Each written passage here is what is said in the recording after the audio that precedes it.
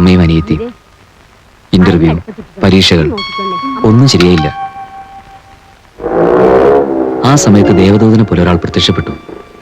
David. നമസ്കാരം. അയാൾ അച്ഛൻ്റെ ഒരു പരിചയക്കാരനായിരുന്നു. നീ ഡേവിഡിനെ അറിയില്ലേ? അറിയാം. ജോലിയൊന്നും ആയില്ലല്ലേ? ഇല്ല. ഞാനൊരു ജോലി ശരിപ്പെടുത്തി തന്നാൽ സ്വീകരിക്കാൻ തയ്യാറാണ്. എനിക്കൊരു ജോലി ശരിയാക്കി തരാമെന്ന് അയാൾ ഏറ്റു. പക്ഷെ ഒരു കണ്ടീഷൻ. ഒരു ചിട്ടിക്കമ്പനിയിൽ മാനേജർ. ജോലി കിട്ടണമെങ്കിൽ പക്ഷെ 1 ലക്ഷം രൂപ ഡെപ്പോസിറ്റ് ചെയ്യണം. കുറെ നിക്ഷേപകരെ സംഘടിപ്പിച്ചു കൊടുക്കുകയും വേണം. പലതും പറഞ്ഞ് ഞങ്ങളെ അയാൾ വിശ്വസിപ്പിച്ചു. 1 ലക്ഷം. നിങ്ങൾ ആരും അതോർത്ത് ബുദ്ധിമുട്ടൊന്നുമില്ല. എനിക്കത് വിധിച്ചിട്ടില്ലെന്ന് ഞാൻ കരുതിക്കൊള്ളാം. എന്നാലും മോനെ, നിനക്കൊരു ജോലിക്ക് വേണ്ടിയല്ലേ? അങ്ങനെ കടം ചോദിച്ചാലും അച്ഛാ 1 ലക്ഷം രൂപ ഇക്കാലത്ത് ആരും തരില്ല. തന്നാൽ നമുക്ക് എങ്ങനെ തിരിച്ചു കൊടുക്കാൻ പറ്റും? ചേട്ടൻ വിഷമിക്കണ്ട, ഇതുകൊണ്ട് വിറ്റോളൂ. കടം വാങ്ങിയും അനിയത്തിയുടെ ആഭരണങ്ങൾ വിറ്റും പണമുണ്ടാക്കി. പരിചയമുള്ള പലരെയും ചെന്ന് കണ്ട് നിർബന്ധിച്ച് RK ചിറ്റ് ഫണ്ടിലെ നിക്ഷേപകരാക്കി. ഒരു ജോലി കിട്ടിയാൽ കുടുംബം രക്ഷപ്പെടുമല്ലോ എന്ന ആശ്വാസമായിരുന്നു ഞങ്ങൾക്ക്. വളരെ ബുദ്ധിമുട്ടുണ്ടാക്കി കാശാണ്. അത് പിന്നെ എനിക്ക് അറിഞ്ഞുകൂടെ? എന്തായാലും ഒരു ജോലി കിട്ടിയില്ല.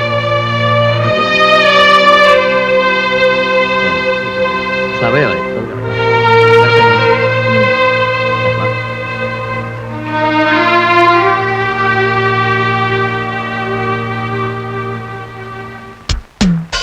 RK നമ്പ്യാർ എന്ന മാനേജിംഗ് ഡയറക്ടർ. ആ വഞ്ചകന്റെ ദല്ലാളാണ് ഡേവിഡ് എന്ന് അന്ന് എനിക്കറിയില്ലായിരുന്നു. വായിച്ചു നോക്കാനൊന്നുമില്ല. ഒപ്പിട. നിക്ഷേപങ്ങൾ ധാരാളമായപ്പോൾ കമ്പനി കൂട്ടി. പണം നഷ്ടപ്പെട്ട പാവങ്ങൾ ബഹളമുണ്ടാക്കി. അച്ഛന്റെ സ്വാധീനത്തിൽ പിരിച്ചെടുത്ത ഡെപ്പോസിറ്റുകൾ വലിയ തലവേദനയായി. ഞങ്ങളുടെ സ്വൈര്യം നഷ്ടപ്പെട്ടു. കഴിക്കുന്നു. എന്തിന്? ഞാൻ എന്ത് ചെയ്യാനാ? നിങ്ങൾ നിങ്ങളല്ലേ സമാധാനം പറയുന്നത്? നിങ്ങൾ MD-യോട് പോയി ചോദിക്കണം മിസ്റ്റർ. MD-യോട് ചെന്ന് ചോദിച്ചാൽ നിങ്ങൾ ചെന്ന് കാണാം. നിങ്ങൾ പോലീസ് സ്റ്റേഷനിൽ പോയി കംപ്ലൈന്റ് ചെയ്യും. RK നമ്പ്യാർ കോടതിയിൽ IT ഫയൽ ചെയ്തു. ഡേവിഡ് കൂടി ഒഴിഞ്ഞു മാറാൻ നോക്കിയപ്പോ നിൽക്കക്കള്ളിയില്ലാതായി. എല്ലാം എനിക്ക് വേണ്ടിയായിരുന്നു എന്ന ചിന്ത എന്റെ മനസ്സമാധാനം നഷ്ടപ്പെട്ടു. താൻ ആരെയും കൊന്നിട്ടില്ല. കൊന്നു. അയാളുടെ ബോഡി ഇപ്പോഴും അവിടെ കിടക്കുന്നുണ്ട്. അല്ല, താനല്ല അയാളെ കൊന്നത്, ഞാനാണ്. എടോ, താൻ ജീവിച്ചിരിക്കേണ്ട വ്യക്തിയാണ്. സ്നേഹമുള്ള അച്ഛനമ്മമാര്, അനിയത്തി, അവരുടെ ഒക്കെ ജീവിതം തന്റെ കയ്യിലാണ്. ഞാനാണെങ്കിൽ ഒരു അനാഥൻ, മരിക്കാൻ സ്വയം തീരുമാനിച്ചവൻ. ഒരു കൊലപാതക കുറ്റം സ്വയം ഏറ്റെടുത്തുകൊണ്ട് ആർക്കും ഒരു നഷ്ടവും വരാനില്ല. റെയിൽവേ ട്രാക്കിൽ കിടന്ന് വൃത്തികേടായിട്ട് മരിക്കുന്നതിന് പകരം സർക്കാർ ചെലവിൽ തൂക്കുമരത്തിൽ കിടന്ന് ചാവാം. നല്ല പബ്ലിസിറ്റിയും കിട്ടും. ഏത് വഴിക്കായാലും മരണം മരണം തന്നെയാടോ. തന്നെയുമല്ല, തന്നെ ജീവിതത്തിലേക്ക് തിരിച്ചു കൊണ്ടുവന്നതിന്റെ പേരിൽ സ്വർഗത്തിന്റെ കവാടങ്ങൾ എനിക്ക് വേണ്ടി തുറക്കപ്പെട്ടാലോ? പറ, എങ്ങനെയാണ് താൻ അയാളെ കൊന്നത്? വ്യക്തമാക്കിയാലേ പോലീസിന്റെ മുമ്പിൽ എനിക്കൊരു കഥയുണ്ടാക്കി പറയാൻ പറ്റുള്ളൂ. നിങ്ങൾ ഇവിടെ ഒന്ന് ബഹളം വെച്ചിട്ട് എന്താ കാര്യം? ആ ചിട്ടി കമ്പനിയിൽ പണം ഡെപ്പോസിറ്റ് ചെയ്യണമെന്ന് ഞാനും കൂടി നിർബന്ധിച്ചു. അത് സത്യമാണ്. പക്ഷെ ഇങ്ങനെയൊക്കെ സംഭവിക്കുമെന്ന് ആരെങ്കിലും അറിഞ്ഞോ? നിങ്ങൾ നിങ്ങളുടെ മോനും ചേർന്നാ ഞങ്ങളെ ഈ അബദ്ധത്തിൽപ്പെടുത്തിയത്. മനുഷ്യ, നിങ്ങളെക്കാൾ വലിയ അബദ്ധത്തിലാണ് ഞങ്ങൾ പെട്ടത്. അവന് ഒരു ജോലി ആകുമല്ലോ എന്ന് വിചാരിച്ച് എന്റെ കയ്യിലുണ്ടായിരുന്നതും കടം വാങ്ങിച്ചതും ഒക്കെ അവിടെ കൊണ്ടിട്ടു. എന്റെ മോളുടെ കല്യാണത്തിന് കരുതിയിരുന്ന ആഭരണങ്ങൾ വരെ വെച്ചു. പാനക്കേട് വേറെ. ഞങ്ങൾക്കൊന്നും അറിയണ്ട. നിക്ഷേപിക്കുന്ന പണത്തിന് പരിപൂർണ സുരക്ഷിതത്വം ഉണ്ടെന്ന് പറഞ്ഞ് ഞങ്ങളെ വിശ്വസിപ്പിച്ചത് നിങ്ങളുടെ മോനാ. എവിടെ അവൻ? വിളിക്കാവനെ. അവനോട് ഇല്ല. തൽക്കാലം നിങ്ങളൊന്ന് പോ. എങ്ങോട്ട് പോകാൻ? കമ്പനി പൂട്ടി. മാനേജിംഗ് ഡയറക്ടർ ആണെങ്കിൽ പാപ്പരായെന്നും പറഞ്ഞ് നിയമത്തെ കളിപ്പിച്ച് മിടുക്കനായി നടക്കുന്നു. നിങ്ങൾ പറഞ്ഞ ഡേവിഡിനെ ആണെങ്കിൽ ആരോ തല്ലിക്കൊല്ലുകയും ചെയ്തു. നിങ്ങളോടല്ല പിന്നെ ഞങ്ങൾ ആരോട് ചോദിക്കാനാ? നിങ്ങളുടെയൊക്കെ പണം പെട്ടിയിൽ വെച്ച് പൂട്ടി അതും തലയ്ക്ക് വെച്ചോണ്ട് ഞാൻ കിടന്ന് ഉറങ്ങുന്നത്. തരാൻ മനസ്സില്ലെങ്കിലോ? അച്ഛനൊന്നും ഉണ്ടായിരുന്നേ. ഇവരൊക്കെ എന്ത് ചെയ്യുന്ന കാണല്ലോ. ഇത്രയും കാലം മര്യാദയ്ക്ക് സംസാരിച്ചോണ്ട് അവനൊക്കെ തലയിൽ കയറുന്നത്. പണം മുഴുവൻ തട്ടിയെടുത്ത് MD-ക്ക് സംരക്ഷണം നൽകാൻ പോലീസും പട്ടാളവും. പാപ്പരാണെന്നുള്ള ദയ വേറെയും. ഇവർക്ക് കുതിരയേറെ എന്നെ പോലുള്ളവർ കിട്ടൂ. പോവാൻ പറച്ച. ഈ വേലയൊന്നും ഞങ്ങളോട് വേണ്ട. അങ്ങനെ പറയരുത്. അമ്മയ്ക്ക് ഒരു സമാധാനമില്ല. എനിക്ക് സമാധാനം കുറച്ച് കൂടുതലുണ്ട്. വരട്ടെ. ഞങ്ങളുടെ കാഴ്ച നഷ്ടപ്പെട്ടിരിക്കുകയാണ്. സമാധാനം.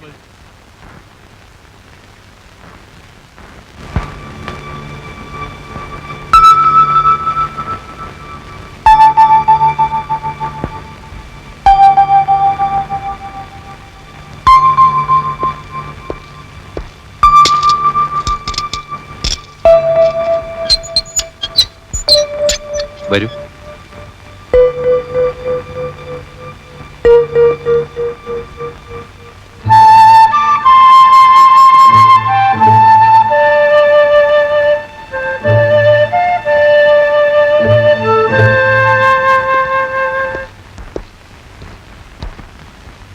ജനു ഇടയ്ക്കിടയ്ക്ക് ഇവിടെ വരിയാൻ പോകുമെന്നും വേണ്ട.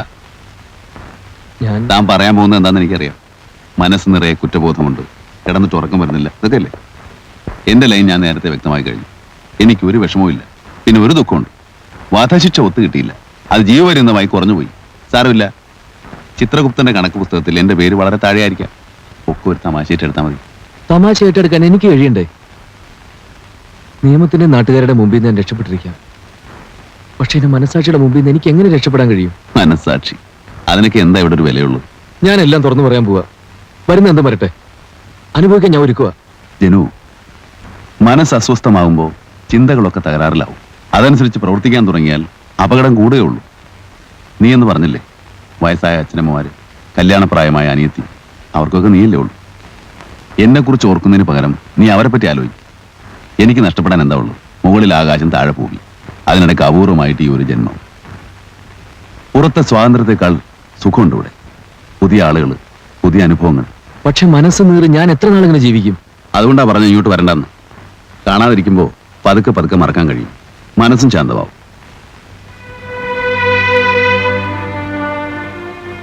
ജനനത്തിലൂടെ മാത്രമല്ല സഹോദര ബന്ധമുണ്ടാവുന്നത്. നമ്മൾ തമ്മിൽ പരിചയപ്പെട്ട നിമിഷമുണ്ടല്ലോ, മരണത്തിന് തൊട്ടു മുമ്പുള്ള ഒരു അപൂർവ സംഗമം. സത്യം പറഞ്ഞാൽ അപ്പൊ മുതൽ നീ എന്റെ അനിയനായി. ധൈര്യമായിരിക്കും.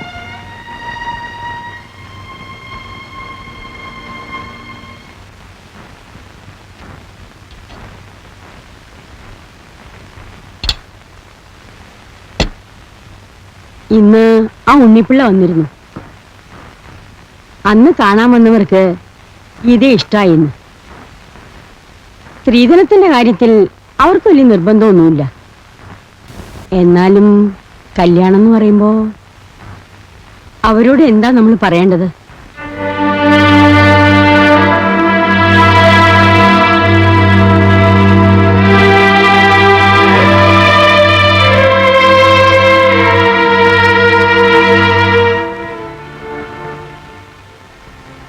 ആരോട് ദേഷ്യപ്പെട്ടിട്ടാ ചേട്ടൻ ഊണ് കഴിക്കാതിരിക്കുന്നത്? ആരോടുമില്ല, ദേഷ്യം എന്നോട് തന്നെയാ. ഞാനൊന്നിനും വളരാത്തവനായി പോയില്ലേ? അമ്മ പറഞ്ഞൊന്നും കാര്യാക്കണ്ട. അല്ലെങ്കിൽ തന്നെ ആർക്കവിടെ കല്യാണത്തിന് തിരക്ക്? ഉണ്ണിപ്പിള്ള വരുമ്പോ ഞാൻ പറഞ്ഞോളാം എനിക്ക് ആ ബന്ധം ഇഷ്ടായില്ലെന്ന്. ആദ്യം നമ്മുടെ പ്രശ്നങ്ങളൊക്കെ തീരട്ടെ. ഇങ്ങനെ പോയ പ്രശ്നങ്ങളൊന്നും തീരും തോന്നില്ല. ഞാൻ ജനിച്ച തെറ്റായി പോയത്. ആദ്യം എന്നെ പഠിപ്പിക്കാൻ വേണ്ടി പണം ചെലവാക്കി, പിന്നൊരു ജോലിക്ക് വേണ്ടി നിന്റെ ആഭരണങ്ങളെല്ലാം തൂക്കി വിറ്റു, എല്ലാം നശിപ്പിച്ചു. ഞാനൊരുത്തനില്ലായിരുന്നെങ്കിൽ നിന്റെ കല്യാണമെങ്കിലും അന്തസ്സായിട്ട് നടന്നേനെ. ശപിക്കപ്പെട്ടൊരു ജന്മം എന്റേത്.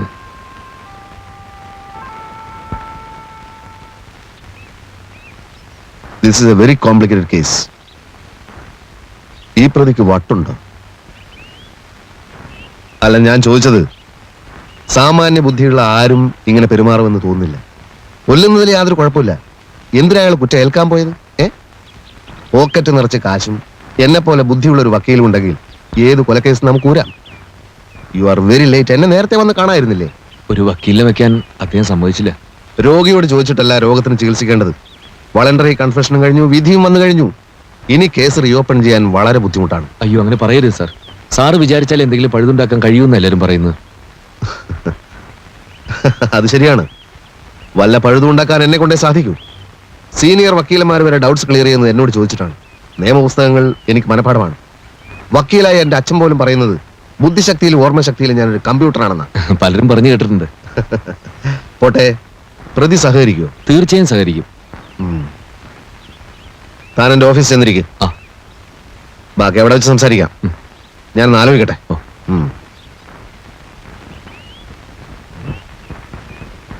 കുഞ്ഞിക്കണ്ണ, കുഞ്ഞിക്കണ്ണ, എടോ കുഞ്ഞിക്കണ്ണ. പതുക്കെ വിളിച്ചാൽ എനിക്ക് കേൾക്കാൻ കഴിയും. വെള്ളയപ്പം, മുട്ടറോസ്റ്റ്, പഴം പുഴുങ്ങിയ ഇതൊക്കെ വേണമെന്നല്ലേ പറഞ്ഞ് കുറച്ച് സമയം പിടിക്കും. അതിൻ്റെ ഇടയിൽ വേറെ പണി പറഞ്ഞാൽ ഇതും നടക്കൂല അതും നടക്കൂല. മെഷീൻ അല്ലേ ഞാൻ. കുളിക്കാൻ വെള്ളം ചൂടാക്കിയോ? ചൂടാക്കാൻ മണ്ണെണ്ണയും തീപ്പെട്ടിയും സ്റ്റൗവും ഒക്കെ റെഡി. പക്ഷെ ടാങ്കിൽ വെള്ളമില്ല. വെള്ളം ഇല്ലേ? ഹൗസ് ഓണർ തള്ള മോട്ടർ ഓൺ ചെയ്തിട്ടില്ല. വക്കീലൊന്ന് താഴെ ചെന്ന് പറ. ഞാനോ? പിന്നെ അതും ഞാനോ? ആ തള്ളയായിട്ട് ഗുസ്തി പിടിക്കാനല്ല വലിയ വക്കീൽ എന്നെ ഇങ്ങോട്ട് പറഞ്ഞയച്ചത്. മോട്ടർ ഓൺ ചെയ്യാൻ പറഞ്ഞ തള്ള എന്നെ തിന്നാൻ പോരാ. നിനക്ക് നല്ല തണ്ടും തടിയില്ലേ, താഴെന്ന് വെള്ളം എടുത്തോണ്ടേ ചൂടാക്കിയാ പോരെ, എന്തിനാ കറണ്ട് കളിയുന്നതെന്നൊക്കെ. ഇന്നാളൊരു മീനിന്റെ മുള്ള് പൂച്ച കടിച്ചോണ്ടേ അവരുടെ വെറ്റിലച്ചലത്തിലിട്ടു. അത് ഞാൻ ചെയ്താണെന്നും പറഞ്ഞ് പൂരത്തെറി. ഞാൻ സത്യം തുറന്നു പറഞ്ഞേക്കാം, ഇങ്ങനെ പോവാണെങ്കിൽ എനിക്ക് വക്കീലിന്റെ സഹായം വേണ്ടി വരും. മനസ്സിലായില്ല. ഞാൻ ആ തള്ളയെ കൊല്ലു, ബാക്കിയൊക്കെ വക്കീലിന്റെ അടുത്താ. പറഞ്ഞത് മനസ്സിലായല്ലോ. റോട്ടിലൂടെ പോകുമ്പോ വളരെ സൂക്ഷിച്ചു പോണം കേട്ടോ. ആ. ടാറ്റ, ടാറ്റ, ടാറ്റ.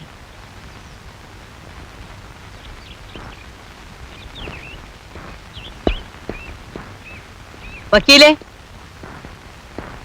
ഒരു കാര്യം ഞാൻ പറഞ്ഞേക്കാം. നിങ്ങളെ കാണാൻ വരുന്ന ആളുകളുണ്ടല്ലോ, വായ നിറച്ച് മുറുക്കി ഈ മിറ്റത്ത് തുപ്പടുത് നിർത്തിച്ചില്ലെങ്കിൽ എന്റെ സ്വഭാവം മാറും. ആ, എന്റെ സ്വഭാവം മാറി കഴിഞ്ഞു. വൈകുന്നേരം ഞാൻ വരുമ്പോഴേക്ക് ടാങ്കിൽ വെള്ളം നിറച്ചില്ലെങ്കിൽ എന്റെ സ്വഭാവം ഞാൻ കാണിക്കും. ചീത്തയായാൽ ഞാൻ മഹാചീത്തയാ. ഈ തള്ളയുടെ ധിക്കാർ അവസാനിപ്പിക്കാതെ നമുക്ക് ഇവിടെ സ്വൈരായി ജീവിക്കാൻ പറ്റില്ല. ഞാൻ മേലാണെങ്കിൽ അത് തിന്നത്രേ. അതിന് ഈ തള്ളക്ക് എന്താ ചെയ്തോ? ആരാണ് നിന്റെ തള്ള? ഞാൻ വക്കീലായിട്ടാ സംസാരിക്കുന്നത്. വേലക്കാരന്റെ സ്ഥാനത്ത് നിന്നാ മതി. അതിനാരാ ഇവിടെ വേലക്കാരൻ? ഞാൻ വക്കീലിന്റെ ബന്ധുവാ. അതേന്ന്, ഞങ്ങൾ ബന്ധുക്കളായിട്ട് വരും. അതൊക്കെ പോട്ടെ. വൈകുന്നേരം ഞാൻ വരുമ്പോ മുകളിൽ ടാങ്കിൽ വെള്ളമില്ലെന്ന് പറഞ്ഞാൽ ഇവിടെ എന്തൊക്കെയാ സംഭവിക്കാന്ന് എനിക്ക് ഇപ്പൊ പറയാൻ പറ്റില്ല. എടോ കുഞ്ഞുകണ്ണ, ഓ, ഇങ്ങ് വന്നേ. ഏത് വകയിലാ നീ എന്റെ ബന്ധുവാകുന്നത്? വേറെ ഒന്ന് രണ്ടാളോട് നീ ഇത് പറഞ്ഞതായിട്ട് ഞാൻ കേട്ടു, അതുകൊണ്ടാ ചോദിക്കുന്നത്. അതിപ്പം വക്കീലിന്റെ ഇളച്ചന്റെ. നിർത്ത്. എനിക്ക് ഓർമ്മയുള്ള കാലം തൊട്ട് നിന്റെ അമ്മയ്ക്ക് എന്റെ വീട്ടിൽ ചട്ടിയും കലവും കഴുകലായിരുന്നു പണി. അങ്ങനെയുള്ള തുക്കട ഫാമിലി അല്ലടാ Nenmara family. Don't repeat it bloody fool. അങ്ങോട്ട് പറയേ. വക്കീലിന്റെ അടുത്തും ഡോക്ടറുടെ അടുത്തും ഒന്നും ഒളിച്ചു വെക്കാൻ പാടില്ല. താനൊരാളെ കൊന്നു, പോലീസ് തന്നെ അറസ്റ്റ് ചെയ്തു, കേസ് കോടതിയിൽ വന്നു, കൂട്ടക്കേറിയെന്ന് താൻ പറഞ്ഞു ഞാൻ തന്നെയാണ് കൊന്നതെന്ന്. കുറ്റം ചെയ്തവന്മാരൊക്കെ അങ്ങനെ പറയാൻ തുടങ്ങിയാൽ പിന്നെ ഞങ്ങൾ എന്തിനാണോ ഈ കോട്ടുകൂട്ട് നടക്കുന്നത്? വിഡിത്തായിപ്പോയി, മഹാവിഡിത്തായിപ്പോയി. അഡ്വക്കേറ്റ് PS നെന്മാറ, എന്താണാവോ ഇദ്ദേഹത്തിന് വേണ്ടത്? കഴിഞ്ഞതൊക്കെ കഴിഞ്ഞു, ഒന്നും പേടിക്കണ്ട. തന്നെ ഞാൻ രക്ഷിക്കാം. എങ്ങനെ? പട്ടാപ്പകല് നടു റോട്ടിൽ വെച്ച് 100 കണക്കിന് സാക്ഷികളുടെ മുമ്പിൽ വെച്ച കുനിശ്ശേരി കുഞ്ഞു മുഹമ്മദിനെ അയാളുടെ അളിയൻ ഇസ്മായിൽ കുത്തിക്കൊന്നത്. പക്ഷെ ഇസ്മായിൽ ബുദ്ധിയുള്ളവനാ. കോസ്മോപൊളിറ്റൻ ക്ലബിൽ ചീട്ട് കളിച്ചുകൊണ്ടിരുന്ന എന്റെ അടുത്ത് നേരെ വന്ന് വിവരം പറഞ്ഞു. വലിയ കോളിളക്കം ഉണ്ടാക്കിയ കേസായിരുന്നു അത്. പക്ഷെ എന്തായി? ഇസ്മായിലിന്റെ രോമം തൊട്ടില്ല. കുറ്റം സമ്മതിക്കാൻ തന്നെ ആരാ പ്രേരിപ്പിച്ചത്? എന്താ തന്റെ ഉദ്ദേശം? നമുക്ക് അപ്പീൽ കൊടുക്കുന്ന വക്കീൽ പറയുന്നത് വളണ്ടറി കൺഫെഷൻ അല്ലെന്ന് കോടതി പറയാം. CRPC 374, 375 മെമ്മോ ഓഫ് അപ്പിയറൻസ് അടക്കം അപ്പീൽ ഫയൽ ചെയ്യാം. എന്നെ പുറത്തിറക്കാനാണോ? എന്താ വിശ്വാസമില്ലേ? വോളണ്ടറി കൺഫെഷൻ അല്ലെന്ന് നിങ്ങൾ എങ്ങനെയാ പ്രൂവ് ചെയ്യാൻ പോകുന്നത്? ഈ കേസ് എന്നേക്കുമായി അവസാനിച്ചു കഴിഞ്ഞു. ഇതിന് റീ ഓപ്പൺ ചെയ്യുന്ന പ്രശ്നമേ ഇല്ല. താനൊരു മാനസിക രോഗിയായിരുന്നു എന്നുള്ള ഗ്രൗണ്ടിലായിരിക്കും എന്റെ അപ്പീൽ. പ്രൂവ് ചെയ്യാൻ ബുദ്ധിമുട്ടായിരിക്കും. സാധിക്കുമെങ്കിൽ ഈ ജീവപര്യന്തം ഒരു വധശിക്ഷയാക്കി മാറ്റി തന്നാ കൊള്ളാം. എന്താ, സാധിക്കോ? ഇയാള് ശരിക്കും ഒരു മാനസിക രോഗി തന്നെയാണോ? ജനു, എന്നെ കാണാൻ വരരുതെന്ന് ഞാൻ നേരത്തെ പറഞ്ഞിട്ടുണ്ട്. എന്നെ രക്ഷിക്കാൻ നോക്കണ്ട. അല്ല, അത് മനുഷ്യനെ വടിയാക്കരുത്. കോടതിയിൽ നിന്ന് തരിക നേരമില്ലാത്ത എന്നെ ജയിലിൽ പിടിച്ചുകൊണ്ടു നാടകം കളിക്കുന്നു. Bloody fool. വക്കീലെ പ്ലീസ്, വക്കീലെ ഒന്ന് നിന്നേ. തന്റെ പടി നോക്കണം. ഞാൻ ഒന്ന് പറയുന്നത് കേൾക്കൂ. ഒന്നും എനിക്ക് കേൾക്കണ്ട. പ്ലീസ്, ഞാൻ ഒന്ന് പറയുന്നത് കേട്ടിട്ട് സംസാരിച്ചാൽ മതി. താൻ പോടോ. വക്കീലെ പ്ലീസ്, കേട്ടിട്ട് പോ.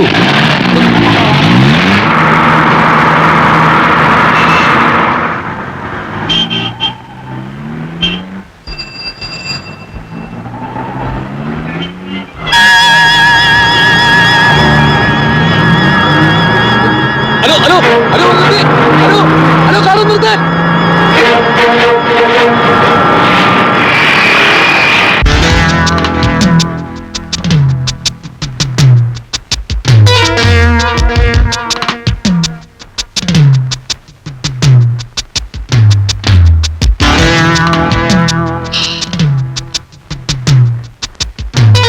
ഒരാളുണ്ടല്ലോ. ഉണ്ട് സർ.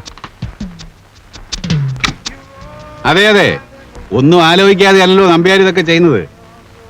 ചിട്ടിക്കമ്പനിയുടെ അധ്യായം ഇതോടെ ക്ലോസ് ചെയ്തു. ഇനി അടുത്ത മേഖലയിലായിരിക്കും കളി. ആളിങ്ങെത്തിയല്ലോ, കൊടുക്കാം. അളിയനാ. ഹലോ, മന്ത്രിയായതിനു ശേഷം ബന്ധുക്കളെ മാത്രമേ താൻ വിളിക്കൂ അല്ലേ? അയ്യോ, ഞാൻ വെറും ഒരു പാപ്പരല്ലേ, ഒരു ചില്ലിക്കാശിന് പോലും വകയില്ലാത്തവൻ. പിന്നെ ബഹുമാനപ്പെട്ട മന്ത്രിയുടെ അളിയനും പോലീസ് സൂപ്രണ്ടിന്റെ മോനും ഒക്കെ സുഹൃത്തുക്കളായതുകൊണ്ട് ഒരുവിധം ഇങ്ങനെ കഴിഞ്ഞു കൂടുന്നു. ഇല്ല, 2 ദിവസം കൂടെ കഴിഞ്ഞിട്ടേ വീട്ടിലേക്ക് മാറുന്നുള്ളൂ. താൻ ഗസ്റ്റ് ഹൗസിലോട്ട് വാ. ആ പിന്നെ ഞങ്ങളൊക്കെ കൂടി തന്നെ മന്ത്രിയാക്കിയെന്ന കാര്യം മറക്കരുത് കേട്ടോ. വയ്ക്കട്ടെ. പോയ കാര്യം എന്തായി? ലൈസൻസ് കിട്ടും. എന്റെ ഒരു അമ്മാവനുണ്ട് കായംകുളത്ത്, കണ്ണും ചെവിയൊന്നും കേക്കില്ല, പുള്ളിയുടെ പേരിലെടുക്കാം. യെസ്. ആഹാ, താനെങ്ങനെ ഇവിടെ എത്തി? ആ പിന്നെ നമ്മുടെ ചിട്ടി കമ്പനിയിലായിരുന്നു. ഓഹോ, കമ്പനി പൊളിഞ്ഞപ്പോ എന്നെ പോലെ തന്നെ ഇവരും കഷ്ടത്തിലായി. കമ്പനി പൊളിഞ്ഞത് എങ്ങനെയാണെന്ന് എനിക്കറിയാം. തന്നെ ഞാൻ അന്വേഷിക്കാൻ തുടങ്ങിയിട്ട് കുറെ നാളായി. സമ്പന്നന്മാർക്ക് ഒളിച്ചിരിക്കാൻ ഒരുപാട് സ്ഥലങ്ങളുണ്ടല്ലോ നമ്മുടെ നാട്ടിൽ. പാവപ്പെട്ട കുറെ മനുഷ്യർ അധ്വാനിച്ചുണ്ടാക്കിയ കാശാതാണ് തട്ടിയെടുത്ത്. അത് തിരിച്ചു കൊടുത്തില്ലെങ്കിൽ അനുഭവം വേറെ ആയിരിക്കും. എന്റെ പൊന്നനിയാ, ഞാൻ ഇനി എന്ത് ചെയ്യാനാ? എല്ലാം ഞാൻ കോടതി പ്രസന്റ് ചെയ്തതാ. കോടതി എന്നെ IP ആയി പ്രഖ്യാപിക്കുകയും ചെയ്തു. എന്ന് വെച്ചാൽ ഒരുത്തനും ഞാൻ ഇനി കടം വീട്ടേണ്ടതില്ല. IP 5 സ്റ്റാർ ഹോട്ടലിൽ സ്കോച്ച് കുടിക്കുന്ന പാപ്പര്, നാട്ടുകാരുടെ പണം പറ്റിച്ചെടുത്ത് കള്ളക്കണക്കുണ്ടാക്കി നഷ്ടം കാണിക്കുന്ന കുറെ കമ്പനികൾ, അതും വല്ലവന്റെയും പേരിൽ. ഇവിടെ നിന്ന് ബഹളം വയ്ക്കരുത്. ഞാൻ പറഞ്ഞിട്ടല്ലല്ലോ താൻ ജോലിക്ക് കയറുന്നത്. ഡേവിഡ് ആണ് തന്നെ പരിചയപ്പെടുത്തിയത്. അയാൾ മരിച്ചുപോയി. ഇനി എന്തെങ്കിലും ഉണ്ടേ കോടതി ചെല്ല്. ഓ വേണ്ട, അല്ലാതെ തന്നെ നിങ്ങളെ ഞാൻ നേരിടും. നിയമം വളച്ചൊടിച്ച് കോടതി മുമ്പിൽ നിങ്ങൾ പാപ്പറായിട്ടുണ്ടാകാം. പക്ഷെ RK നമ്പ്യാരുടെ സ്ഥാവര ജംഗമ സ്വത്തുക്കൾ എവിടെയാണെന്നും ആരുടെയൊക്കെ പേരിലാണെന്നും ഇവിടുത്തെ നാട്ടുകാർക്കറിയാം. നിങ്ങളുടെ കള്ളത്തരങ്ങളെ കുറിച്ചുള്ള കുറെ തെളിവുകൾ എന്റെ കയ്യിലുണ്ട്. അത് ജനങ്ങളുടെ മുമ്പിൽ നിരത്തി തന്നെ കൊണ്ട് ഒരു തീരുമാനം എടുപ്പിക്കും.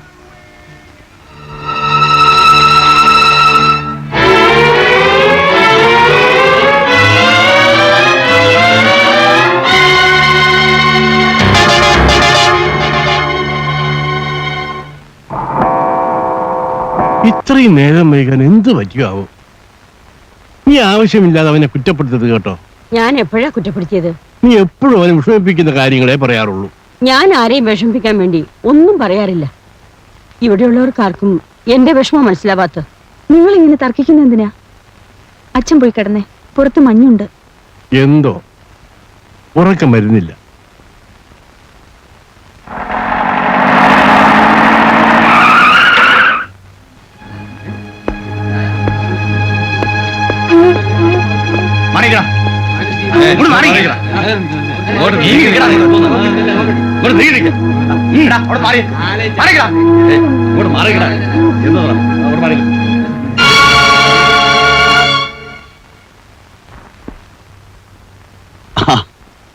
ഒറ്റയ്ക്കേ ഉള്ളൂ.